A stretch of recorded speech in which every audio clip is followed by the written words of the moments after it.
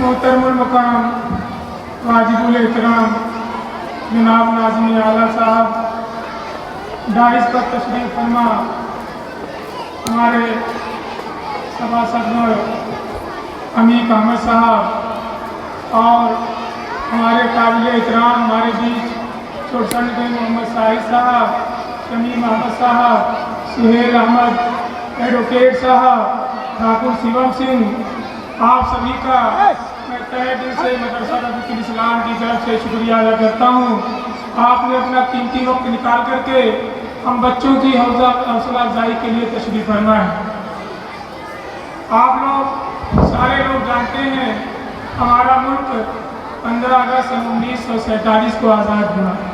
यूँ तो क्रांति 1857 से शुरू हुई थी, लेकिन आज़ादी के लिए दिनों बाद मिली, उसमें हमारे हिंदुस्तान के कुछ जो जयचंद और मीर जाफर जैसे लोग थे, जिसकी वजह से इतना लंबा खिंचा, वरना आज़ादी तो पहले मिल जाती है।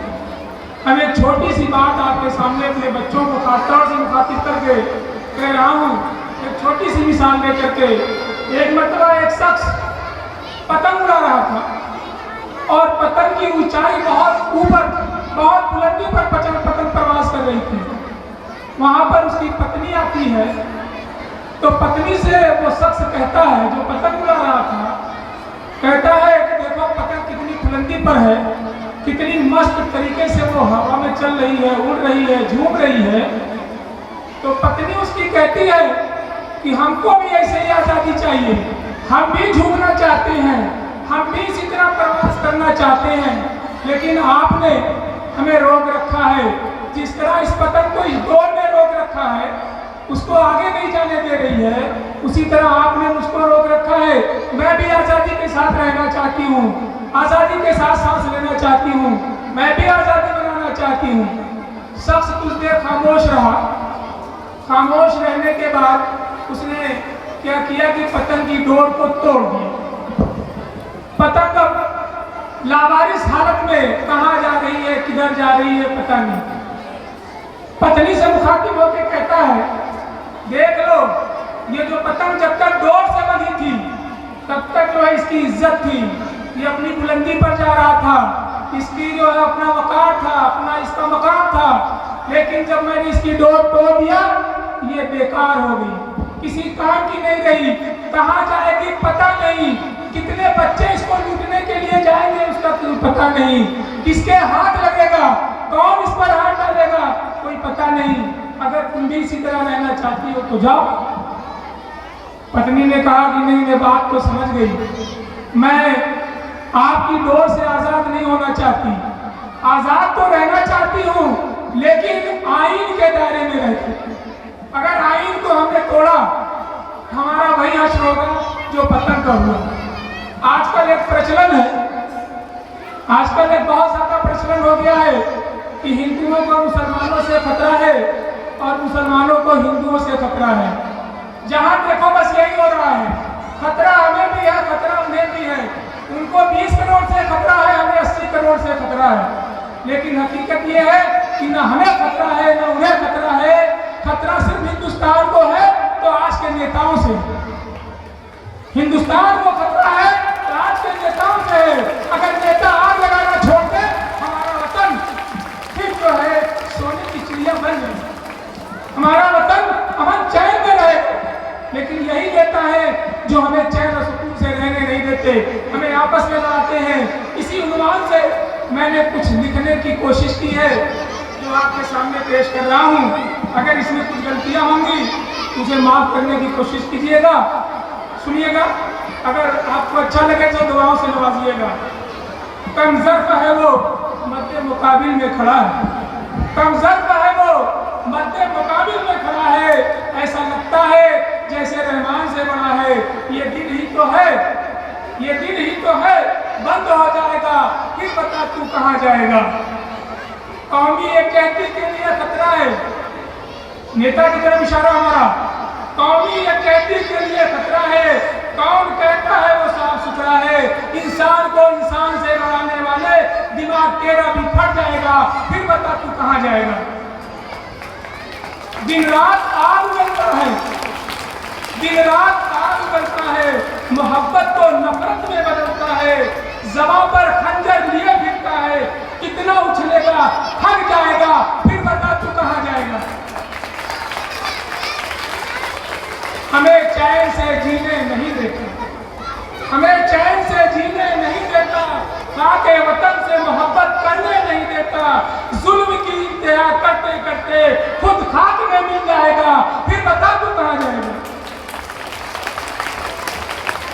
हमने उसे मोहब्बत का गुंचा थमाया था, हमने उसे मोहब्बत का गुंचा थमाया था, बदले में उसने पंचर लगवाया था। उसके यहाँ देर है अंधेर नहीं, चिराग तेरा भी एक दिन बुझ जाएगा, फिर बता तू कहाँ जाएगा। मुझको जीने का शौक नहीं, मुझको जीने का शौक नहीं, वो मौत से डराता है, मेरे वजूद को कहीं और से मिलाता है। खासकर के नेताओं में प्रचलन है पाकिस्तान चले जाओ, बांग्लादेश चले जाओ, अरे क्या हिंदुस्तान के सिद्धांत का है, हिंदुस्तान में मिट्टी में हमारा खून शामिल है। उस उन्वान से तुझको जीने का शौक नहीं, वो मौत से डरता है, मेरे वजूद को कहीं और से मिलाता है, मेरे घोंसले को उजाड़ने वालों तेरा भी आशियाना उजड़ जाएगा, फिर बता तू कहाँ जाएगा। तुम क्या जानो वफागिरी, तुम क्या जानो वफागिरी, तुमको करना है सिर्फ नेतागिरी। तुम क्या जानो वफागिरी, तुमको करना है सिर्फ नेतागिरी। उगता सूरज धीरे धीरे ढल जाएगा, जब कुर्सी का लता उतर जाएगा, फिर बता तू कहाँ जाएगा। माना कि हम लाचार हैं, माना कि हम लाचार हैं, तेरे जुल्मों का हम शिकार हैं। माना कि हम लाचार हैं, तेरे जुल्मों का हम शिकार हैं, फिर भी खुदा की निगरानी है और माँ का प्यार है, मगर तू बिन प्यार के ही मर जाएगा, फिर बता तू कहाँ जाएगा।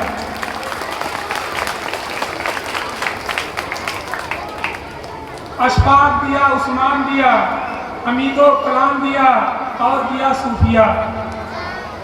अशफाक दिया, उस्मान दिया, हमीदो कलाम दिया और दिया सूफिया। बदले में मुझको मिलती रही सिस्कियाँ, नौनिहालों का निवाला छीना और छीनी रोटियाँ। एक न एक दिन हाशिम वो दौर आएगा, वो अपने पिए पर बहुत पछताएगा, फिर बता तू कहाँ जाएगा।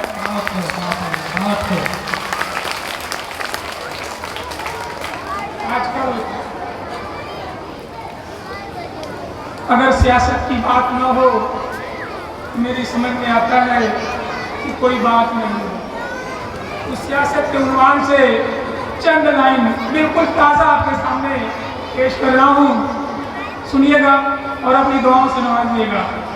इस ज़माने में सियासत का कारोबार सब पर भारी है, इस ज़माने में सियासत का कारोबार सब पर भारी है, पढ़े लिखे अनपढ़ गंवार सब पर ये नशाकारी है। इलेक्शन का दौर जब आता है तो ऐसा लगता है जंगे सियासत में सबके सब भिखारी हैं।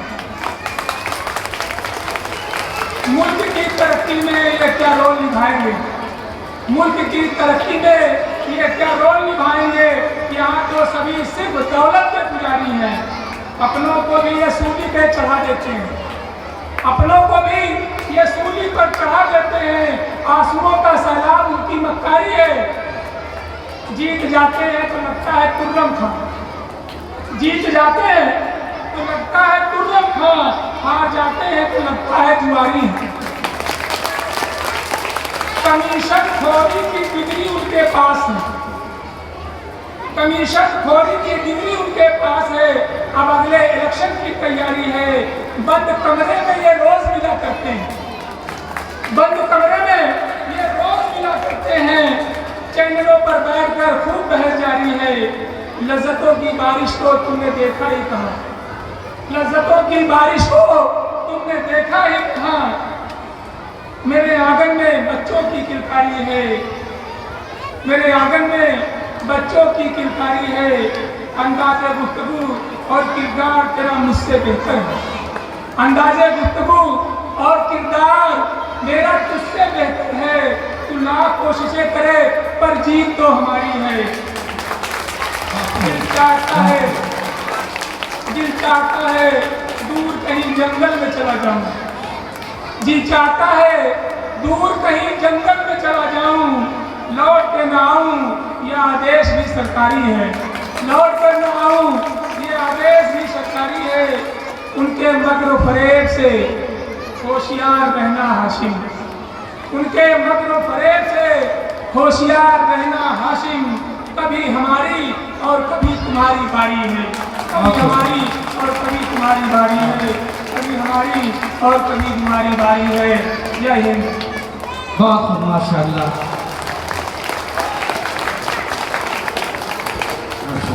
अभी हमारे और आपके भी जनाब मास्टर मोहम्मद हाशिम साहब अपने कलाम के जरिए मुख्तलिफ पैगामात हमें दे रहे थे। मुझे ये याद आ रहा था कि न पूछो गुफ्तगू में क्या असर रखता है वो, न पूछो गुफ्तगू में क्या असर रखता है वो, संग दिल को मोम करने का हुनर रखता है वो, संग दिल को मोम करने का हुनर रखता है वो। ये थे मास्टर मोहम्मद हाशिम साहब जो अपने कला